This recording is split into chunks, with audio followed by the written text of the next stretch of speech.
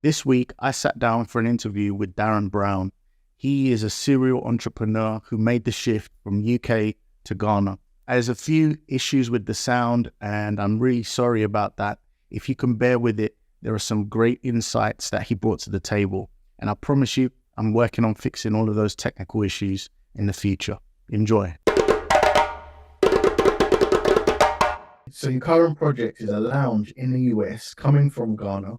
And a lot of the people that are watching are trying to do the reverse. They're trying to go from maybe the US to somewhere like Ghana. Right. So why the reversal? The reason I've decided to do it this way is because the way Africa is that once you've built a foundation in Africa, just like anywhere in the world, right? Mm. Build a foundation in Africa in terms of your network, what you've been able to obviously achieve. And let's talk about Ghana in general, right? Mm-hmm. What I've been able to achieve in Ghana is have a very strong network and still be very connected with what is happening in real time in Ghana. Mm-hmm. The hardest part of relocating to Africa is establishing your community and to let you know how to overcome certain challenges, right? But I feel once you've broken that ice, Mm-hmm. it's easier to go away and look at other opportunities. So when I say I've left Ghana, I still have a lot of investments in Ghana. I'm still very true to Ghana. I'm on the phone to Ghana every day. But in terms of new opportunities, Mm. I did more out of wanting to be in an economy that I can achieve stable cash flow, because everybody that wants to relocate to Africa also has to understand it's very cash intensive. Mm. Anything you not let me go to the bank and let me put 10% down and borrow this much. Is everything is what you have, right? What you have in. So in this semi-permanent move, it's more to kind of build cash flow in economies that are also stable, right? Mm. And I think, people that do want to move to Africa, the good thing about Africa is it makes you more resilient, it makes you more resourceful, Mm-hmm. to be able to say, well, if I can do all of this in Africa, then it means Where can I not survive? Well, yeah, exactly. Because if you can survive in Africa, you can survive anywhere. Let's be honest. The harsh conditions of business, Mm-hmm. cultural, language barriers. There's so many more factors to consider. Let me take you back to a conversation we had when you first told me that you were going to Ghana. Now, in those days, we were sometimes business would cross paths and we were on the phone more regularly. Right. And you called me and you said, I'm thinking about going to Ghana. And then maybe within 6 months or so, you were like, I'm really going. Yeah. And no. Okay, didn't go like that.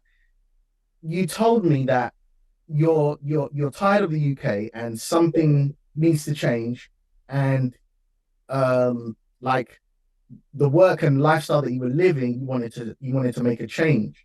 Right. And I saw, what are you going to do about it?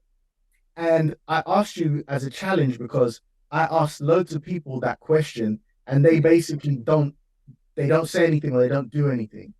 Yeah. And you immediately had a plan, and you were like, well, I'm going to go to Ghana.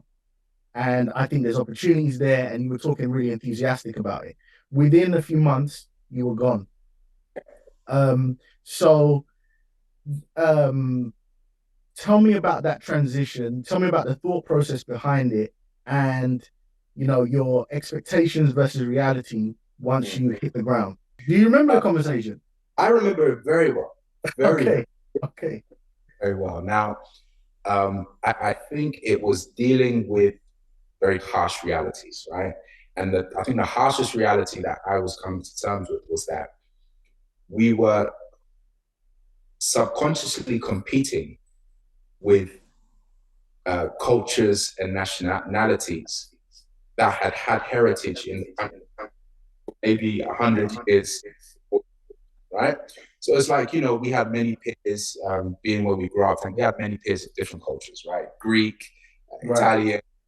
Right. And you would look how they were living. And, by the time, one of our friends is 24, he's got 3 houses and a Lamborghini. And you're like, their fathers, their grandfathers had built a steady foundation for them to build upon, right? Yeah.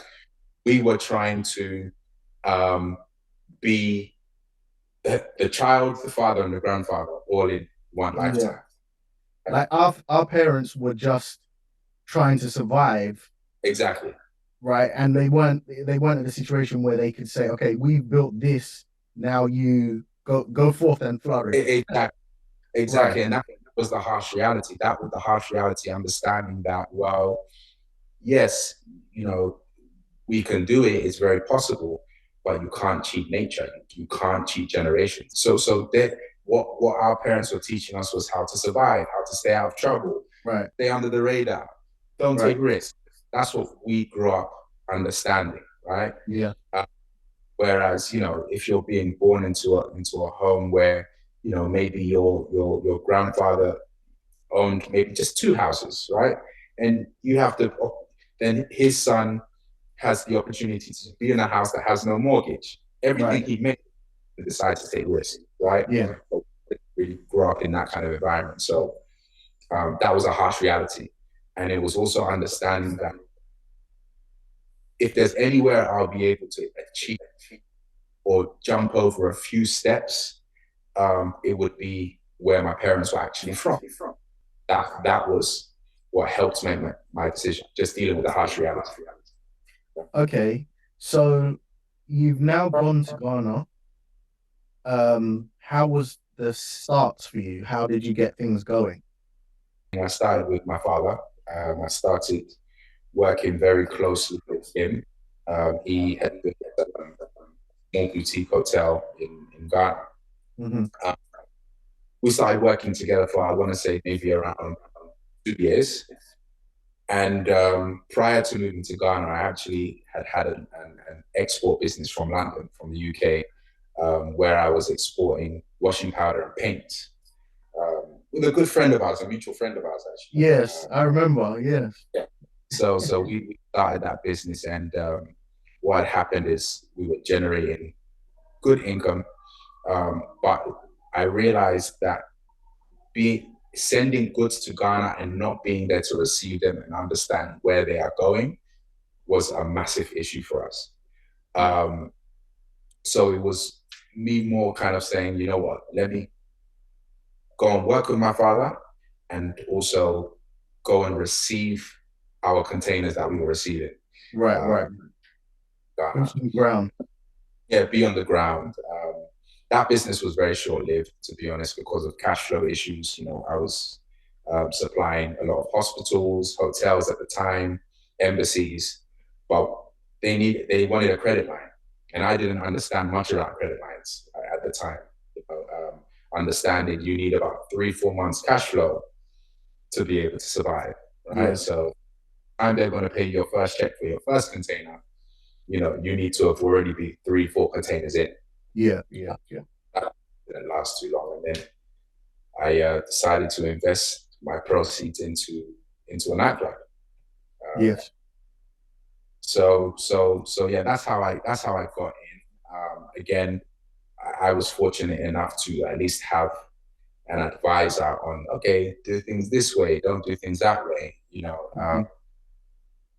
Which helped the kind of bridging gap between moving from the UK to Ghana.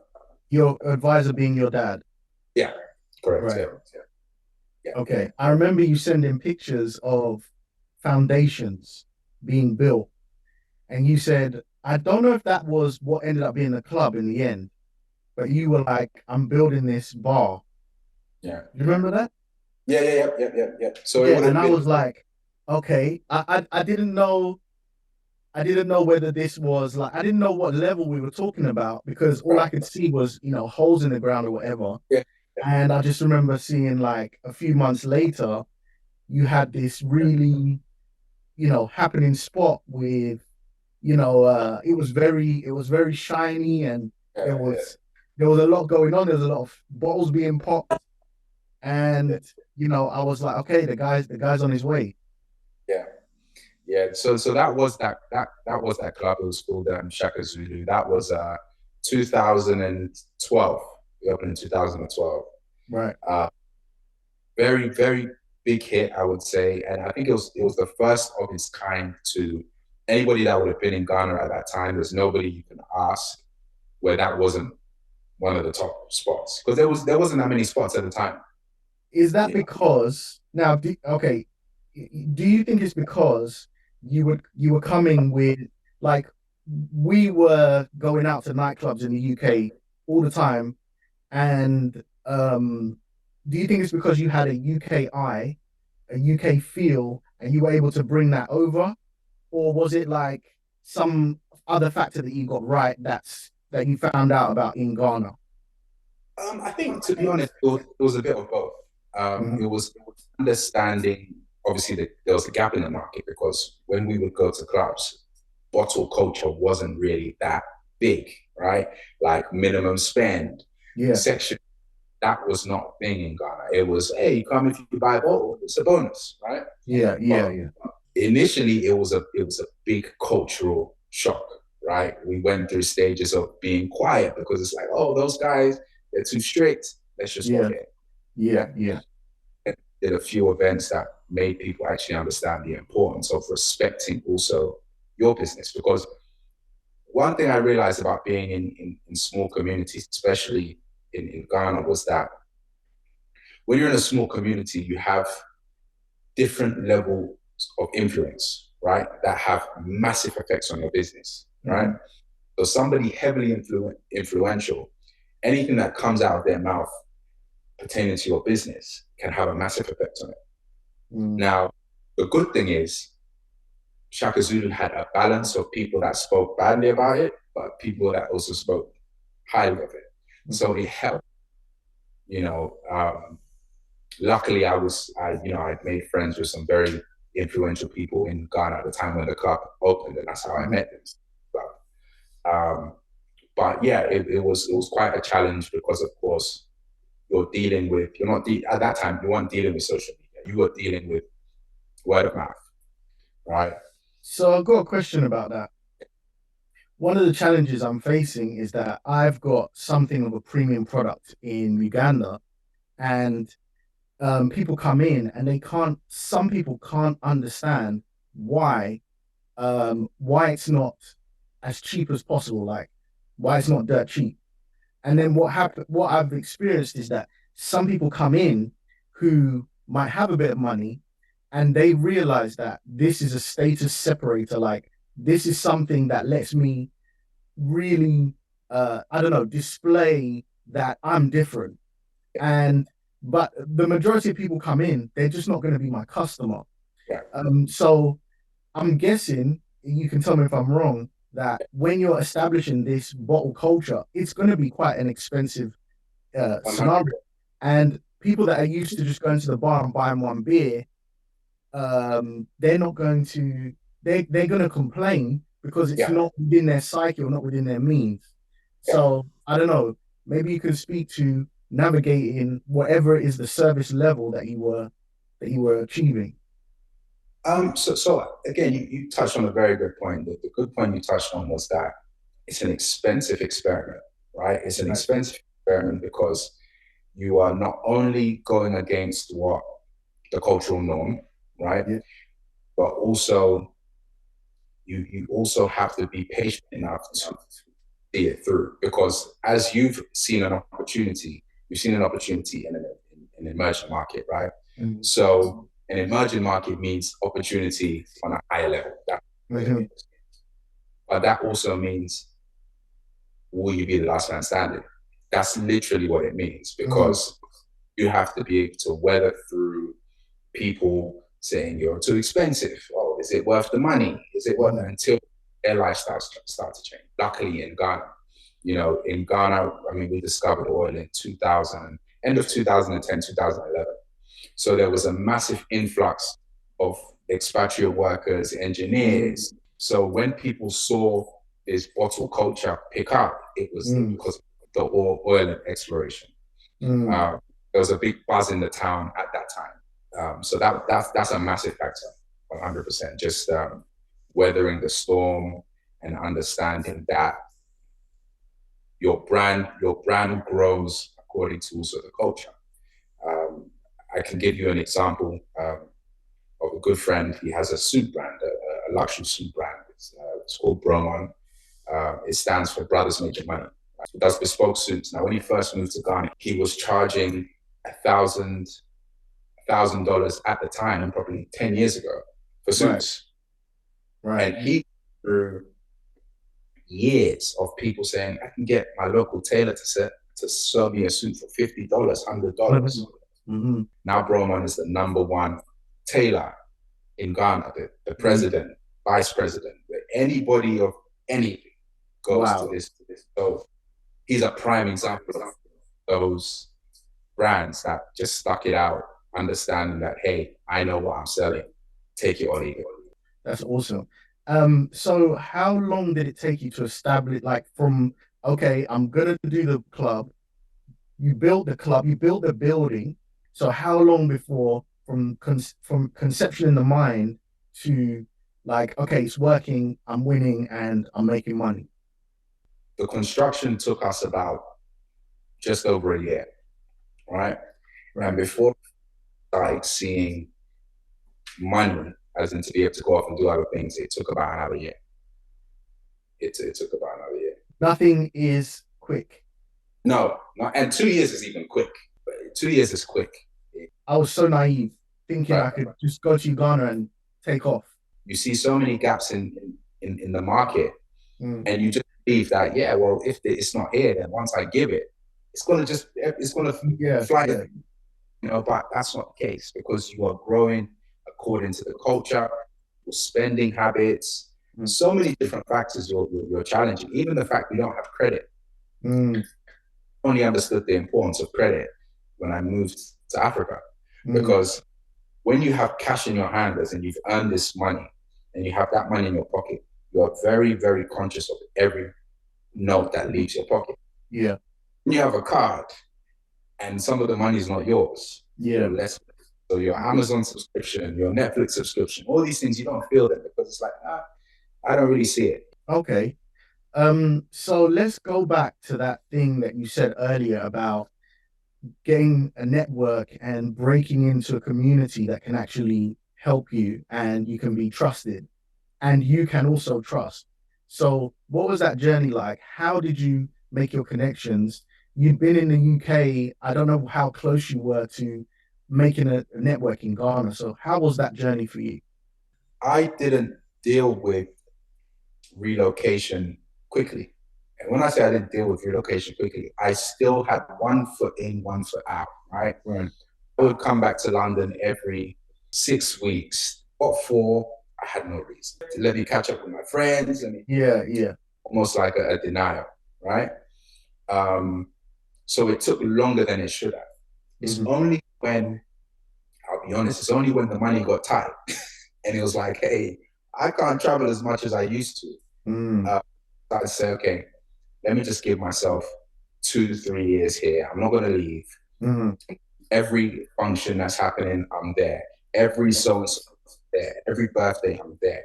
You know, that's how I feel the network. And the good thing is, when you already are a fresh person in the community, people are willing to at least listen. Willing to at least give you a chance, right? Because you're bringing something new ideas, new whatever.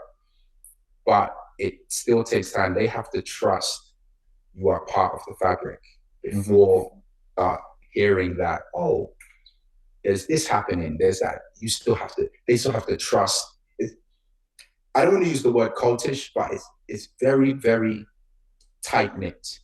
You know, everybody does business with their cousin, their friend they went to school with. So you're already at a disadvantage. So the only way that you can really get in is by constantly reminding people, hey, I'm here.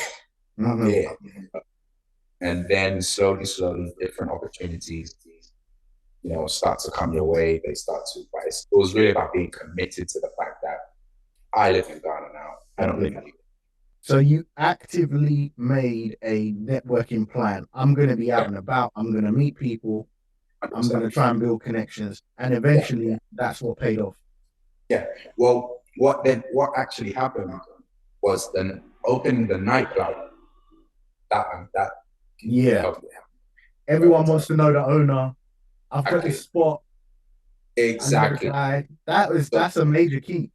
that was I mean, that I can never say that played a pivotal role in network. Massive role in network, to be honest. In fact, I would probably attribute every person I know based off the foundation of that nightclub. Because it's a place you basically create a place for people of no matter what importance. Everybody's the same when you're in there. Yeah. So it allowed people to be more comfortable. Exchanging numbers wasn't a big thing. It wasn't a transaction. It was just like, oh yeah, next time you're coming, just Yeah. and then before you know it, hey, I heard that there's some opportunity here. So that's how it really happened. You know. Okay. Oh, that's true. I didn't think about that. So put yourself in the shoes of someone that has no connection to Ghana, but wants to come to Africa or Ghana to start a new life. Yeah. What would you suggest? How would you suggest they go about taking that step? So I would honestly say, and speaking as an entrepreneur, this might be a bit hypocritical, right? I'm going to say it anyway. Right. If you're somebody that wants to relocate, you've seen opportunities elsewhere, and let's say you do have a job, you're now more than ever, working remotely is the most accepted thing in the workplace already. Yeah. Take advantage of your strong currency. Okay.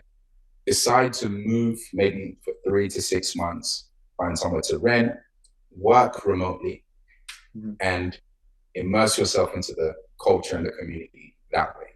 That's how, honestly, if I was going to relocate in today's world, given everything that's happened in the past 3 years, that's how I would, you know, because you ease yourself into those conditions. Remember, 14 years ago, working remotely wasn't even a thing. Yeah. Now, although yes, you and I are entrepreneurs, we just went. You dove in. We didn't even worry about the consequences. And you know, that's also another route, but that isn't for the faint-hearted. That isn't for the faint-hearted. That's for people that are willing to accept the worst case scenario, right? If you're not willing to accept the worst case scenario, then I would say that the best way is to immerse yourself into the culture gradually. Gradually, do your stint 6 months, whether you want to do 1 year, work remotely, because again, if you do not have a foundation in Africa, or you do not have a strong cash flow in Africa, it will humble you very quickly, extremely, because there's no backup. Yeah, there's no backup. I always say that to succeed in Africa is first to be able to survive. Africa is what taught me that at all times, 4, 5, 6, 7, 8 streams of income. You know, in the UK and in the US, I've seen people that live off one stream of income, even as entrepreneurs. Oh, I have this. This is what I do. Yeah. I go into panic because I'm like, well, what happens if there's a shortage in your product that you're selling? Yeah. But that's Africa that made you that resourceful to think that, no, okay, once I've got this and this is going, let me find something else. You know, so that's the advice. What I would add on to what you just said about the multiple streams is, if you're trying to establish something, don't try and start multiple streams all at once, because 100%. I think there's so many. Every time I go to Uganda, I see a new opportunity, and I'm like, what? I can take advantage. It's tempting to start researching and whatever, but you need to make sure that at least the first stream of income is solid, and Exactly. then expand.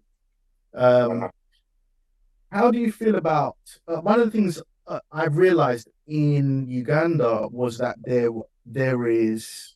um, there is potential for political instability. At the border, there were some issues. I know there's election time; things can get a bit dicey. What do you think about that for Ghana or Africa in general? When someone's coming over, how do you think about political instability? Do you factor that in to what you're thinking about, what you're doing? Um, I think I want to say no. I want to say no because Ghana. I mean, we've had transitions of different parties a number of times since I've been there. Mm, The umbrella of the word instability, period. mm. Not cool, but just instability. Yes, And yes. I think once you understand that there is an instability period, you then adjust your business plans accordingly, Mm, right? Because I'll be honest with you, um, whoever is in power tomorrow in Ghana, there's still a level of instability. There's still the people in power. It makes no difference. It's still not stable, yeah. right? And I think that goes across to um, um, um, most African countries in terms of the instability. Our economies are not. We have not found our equilibrium. That this is how the country is. This is how the country is going. This is the trajectory. We still haven't found that. You know, so I think instability in general is a problem. Have you had contact with corruption? Well, I mean, I have in Uganda already, so yeah, I don't know yeah. what it's like in Ghana. Um, corruption, I think, is everywhere's corrupt. Is just The style of corruption. style of corruption. Have I experienced where I might have had to pay more to get a job done than we agreed? Mhm, Yes. mhm, Have I sometimes had to pay to speed things up? mhm, Yes. mhm. But again, there's just no structure, which makes it seem like it's corruption, but it's not Mhm. corruption. It's expedited execution. It's not corruption. Right, right, right. You have services. When you go for your passport, right, in the Yeah, UK, you yeah, can pay £20 to get it renewed. yeah. Uh, £20 to get it renewed. It'll take 2 weeks, or you pay 150 and you get it tomorrow. Same day, yeah. Yeah, same day. They just create a system that it's the same. It's the same thing. Let's be honest with ourselves. So, Right, right, right. yeah. Okay, okay, that's interesting. Um, where do you see the trajectory of Africa? Because I hold two views. Africa is still very young, and the entire continent is basically just coming online. Smartphones are there. All the young people are seeing the world, and Yeah. you're definitely going to create economic ideas and companies and businesses out of this stuff. But then we have, you know, all sorts of legacy problems. Right now, there's what's going on in Niger and Yeah. Burkina Faso. There is the conflict stuff that's happening in Congo. So, how are you thinking about the rise of Africa? Are you thinking like we're going to have an uplift? We're going to increase the standard of living for people? Things are going to go up? Or do you have another view? What do you feel about it? Look, Africa will always remain to have potential for a number of reasons. I mean, if we take our history in comparison to, let's use the Western world, right? Mm, I'll use Ghana as an example again. Ghana is less than 70 years old in terms of mhm, independence. You have countries that are six, 700, 1,000 years old, a mm, thousand years of trial, error, mhm, improvement, mm, right? So there's always going to be room for improvement, room for progression in Africa. Maybe not in our lifetime, mm, maybe not, but there's always going to be room because we are the only continent that has not been fully developed for a number of reasons that are some political, some colonial, some, I mean, a number of issues, but I think that, again, we are still very, very new to this idea of development. It's so new. Even though we're all living in a world of internet and smartphones, that does not take away, that's one component of 1,000 components of development. That sounds like you're essentially bullish on the development of Africa. 100%. 100%. I mean, for me, the development of Africa is important because, again, having the opportunity to live in different parts of the world, I have seen that the only place we're not second-class citizens is in Africa. So, and the only reason we even see second-class citizens is because our continent as a whole has been projected to be poor. And we are the race that you cannot mix up with anybody. Anywhere we go in this world, obviously that perception of how other people perceive us as Africans in its entirety makes you understand we still have a lot of work to do back home. And honestly, it's quite a controversial statement, but I genuinely do not believe racism exists in wealth. I don't believe it. You don't believe racism exists where? In wealth. What do you mean? So, okay, I'll give you an example. If we use the UK, when Indians first came to the UK, the things that they went through when they started their quest in the UK were very bad. Were very bad. They were cursed upon. They were looked upon. You're smelly. Yeah. But fast forward, God knows how many years, you now see an Indian prime minister. You see, in many positions of power, right? All of a sudden, your level of importance, your level of respect is based on you are up there. I mean, come on. You will never get to understand somebody's race if you're never having dinner with them, if you're they're never neighbor, right? But again, I use India as an example because if you go into Mayfair or other prominent parts of the UK, both your neighbors on either side could be Indian. Now, no choice. You can't just be angry and stay in your house. You have no choice but to one day interaction. Ask them for sure. Well, you see that we're not actually different. We all have the same. Our culture may be different, but that's why I say there's no racism in the world. I don't believe it. What I find is that when you come across someone that's truly successful and very confident and has achieved things, they generally have a kind of pragmatic approach to racism. They almost act as if it doesn't exist, or if it does exist, it's definitely not going to affect whatever I'm doing because I kind of see beyond it. And I think there's kind of a rule and mentality that you were saying about, like, our parents were just surviving and we were starting. But if you were in a family where there's already a bit of wealth built, then, you get to learn lessons. And that stuff is in the psyche. The rules of the rich, the way they think, is different to the rules of those that are struggling. And if your neighbor is rich and he's Indian, if you're a rich person, you're a successful person, you might be like, right, is this a person I need to network with? Because he might have a link in India that's going to bring wealth here or vice versa.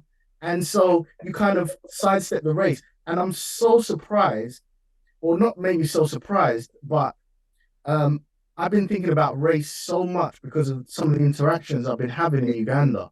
And you just brought up the subject. So the question I'll ask regarding kind of being a foreigner, even though you're Ghanaian, I know the moment you step into Ghana from the UK, they can smell it on you. In Uganda, they call me Muzungu. And it's because of my complexion. Obviously, I'm mixed. But even if I was black, they would know, hey, this guy's a foreigner. So would you see that as an advantage, a disadvantage, neutral, and how were you received by, let's say, native Ghanaians that hadn't left the continent? So I think, look, it comes down to perspective, right? I want to say I see it as both. It's both a positive, it's both a negative. It depends how you want to use it, right? Mm-hmm. Now, it's a positive because, for instance, we touched on this earlier, you going into a country maybe where you're not from and you're going to explore opportunities. Now, you've got some people that may see you as an opportunity that I can extract as much money from this person as possible. Mm.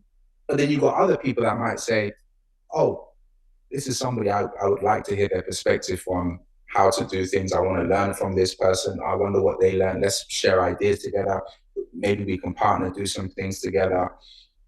So it all depends. And I think the moment you walk into any market or situation knowing that, you can always use it to your benefit. Always. Have I overpaid in Ghana for things? 1,000,000%. I still do to today. I do.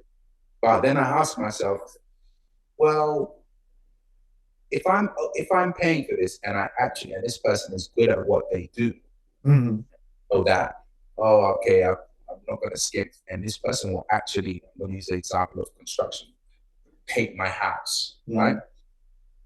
If I know that it's still less than what I'm paying elsewhere, and I can still achieve it, many people have recommended this person, I'm still do it. Of course, there's some things I negotiate with, so some things, you'll negotiate. Sometimes I just negotiate because it's fun to negotiate. It makes no difference to me. It makes absolutely no difference because I'm still paying less. But I do it just, I still have it, right? If I'm getting my end result, it doesn't affect my bottom line. Let's be honest. Who really cares? If it doesn't affect your bottom line, who cares? But again, it's taken years to go through that because being raised in the UK, you become frugal, right? You become frugal because it's very difficult to live in the UK. People don't see it. So somebody in Africa will say, oh, well, you have pounds, you this, oh, it doesn't matter to me. But they don't understand that maybe what you get paid in the UK, your rent, your expenses, by the time you finish, you've got very little left. Yeah. You're probably, your situation is not very different. You're just in a different country. Obviously, of course, you have certain luxuries, but I'm just saying in terms of how much money you have left to save, right? Yeah. Now, the moment you understand that, the moment you are aware of all of these things in a new market for you, I think it all depends how you perceive it, how you want to use it to your advantage. Yeah. I've had people I've worked with for 12, 13 years.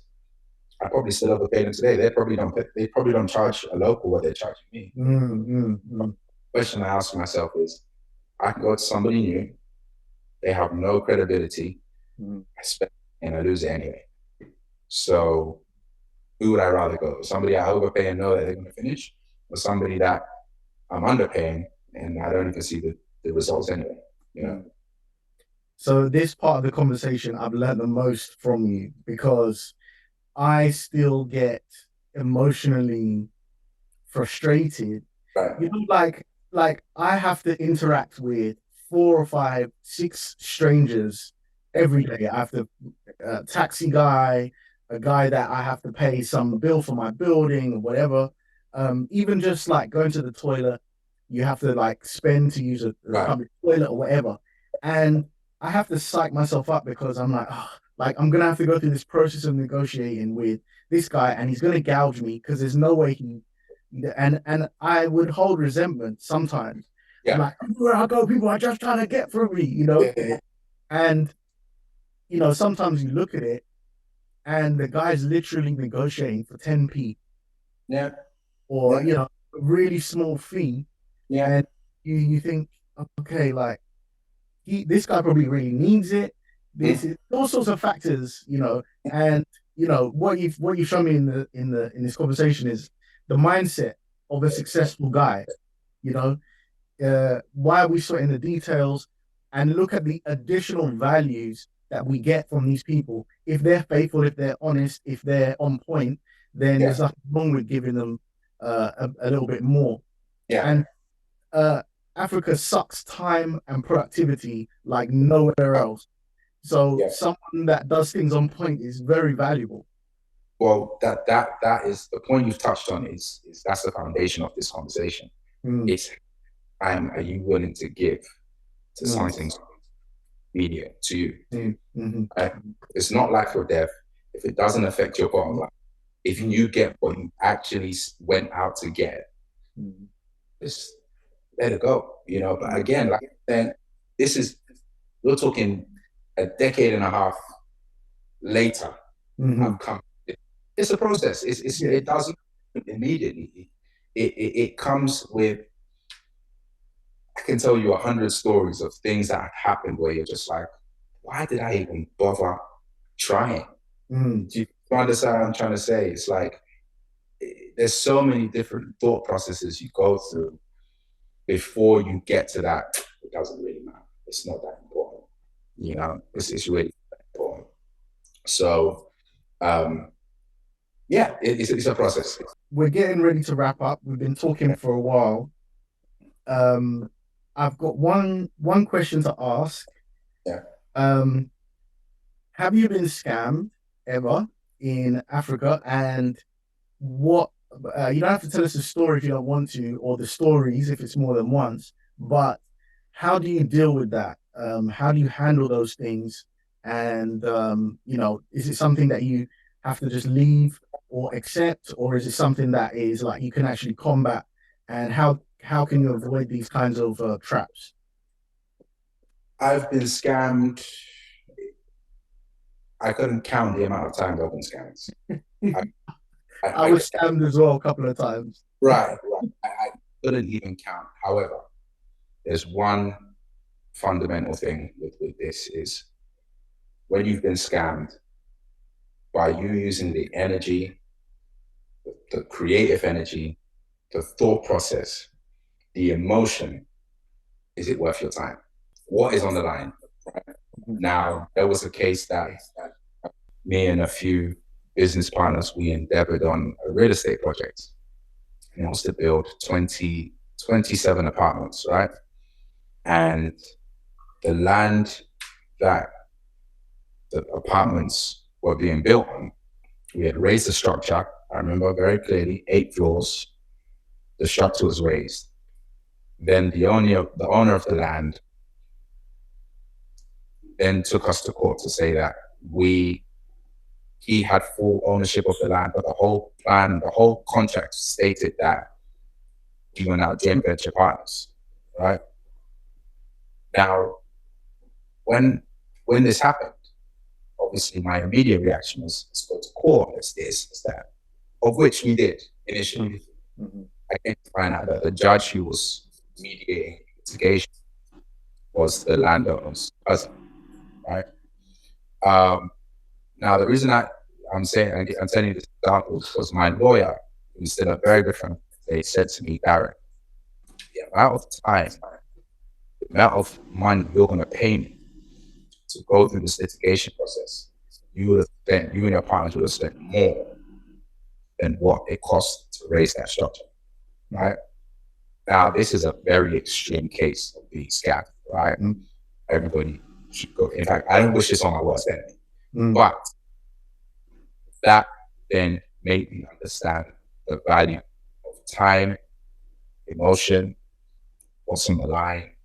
Do you understand? I mean, this is an extreme case. This is an extreme case. Yeah, I mean, I'm even feeling the kind of warmth of frustration there's a kind of pain in my chest that you get when something goes drastically wrong. Right. And yeah, I'm even feeling it just from you telling the story. Right. Now we're going over a decade ago, right? But at the time, I couldn't communicate this story so calmly. Right. But again, with the lawyer being very transparent, because that lawyer could have chopped my money for 10 years. We could still be day. And before you know it, because it's not bulk money. Oh, 1,000 here, 2,000 there, 1,000 there. Dribs and drabs. You don't actually know how much you spent 10 years down the line, but it's Darren, don't waste your time. And today, I'm glad I didn't waste my time because we were not getting to any resolution. Yeah, this is a very extreme case, but that made me change my perception of how I deal with being scammed. Yeah.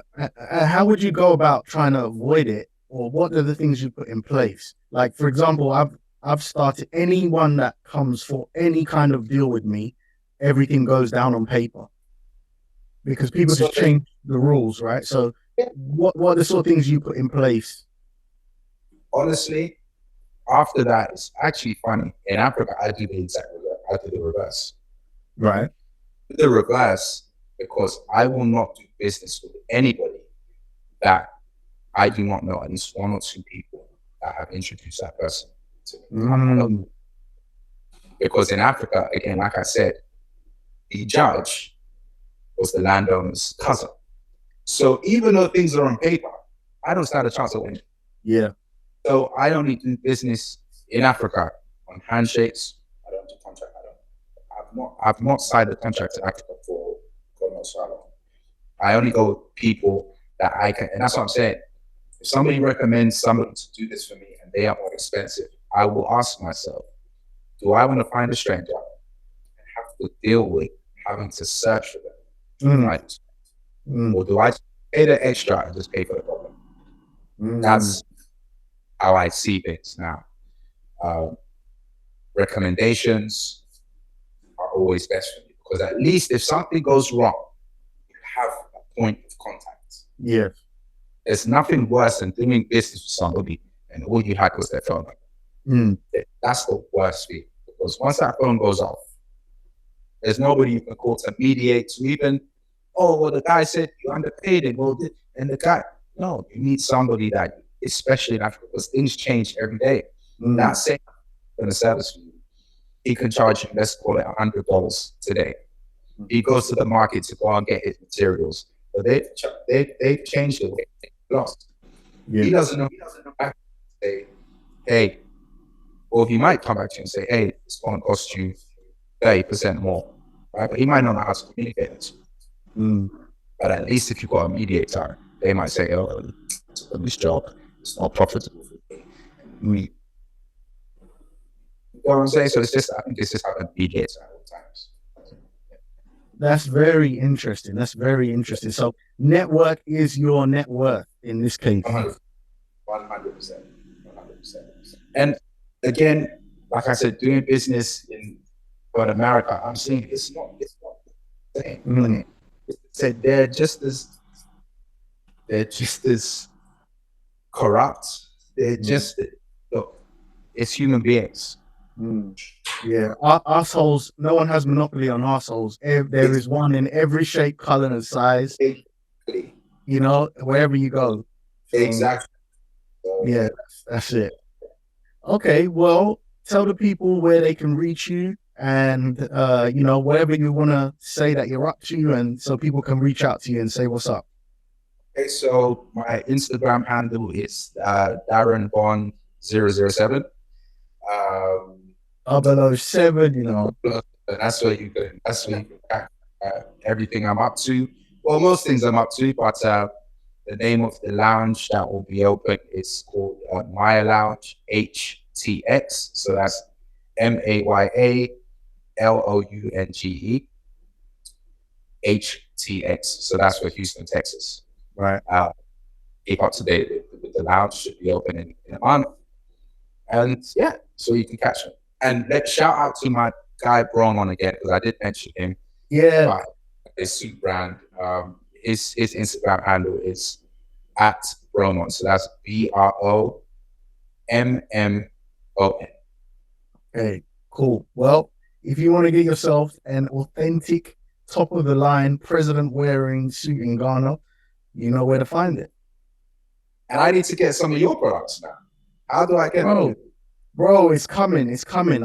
I'm expanding across Africa. I'm just about to open online in Kenya. I'm online in Uganda at the moment, and my Okay. goal is to go Kenya, Tanzania, Lagos, Accra. I mean, my people know what it is. I'll send you some pictures and some links as to what I'm up to. And yeah, man, yeah, we're gonna build and grow.